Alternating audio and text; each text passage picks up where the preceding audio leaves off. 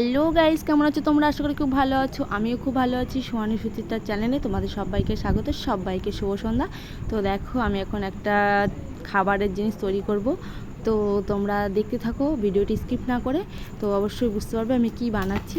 তো দেখো, আমি ওখানে আলু সিদ্ধ নিয়ে নিয়েছি, আর পেঁয়াজ ভেজে নিয়ে নিয়েছি, আর এক বাটি ময়দাও নিয়ে নিয়েছি। আমি করব আলুর পরোটা। তো 3 টুকরো আলু ছিল, ভাবলাম ফেলে দেবো, তার জন্য ভাবলাম যে আলুর পরোটাটা করেই ফেলি। তো দেখো, এদিকে আমি ভালোভাবে মাখিয়ে নিয়েছি।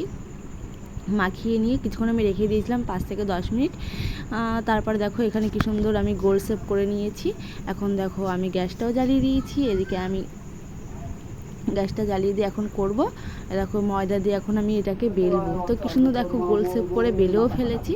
তো একটা একটা করে এখন আমি ভাজবো। তো দেখো কি সুন্দর হচ্ছে না ভাজাগুলো, আমার তো খুব সুন্দর লাগছে। ফার্স্ট টাইম আমি আজকে আলুর পরোটা করছি, আজ আমার ফার্স্ট টাইম।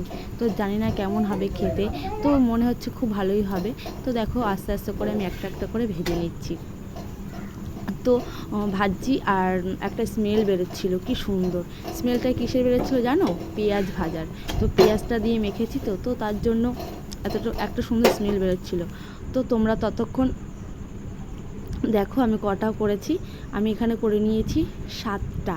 তো 3 টুকরো ছিল, তো বেশি ছিল না আলু, তো তার জন্য। তো আমি এখন খাবো, তো তোমরা ততক্ষণ পাশে পাশে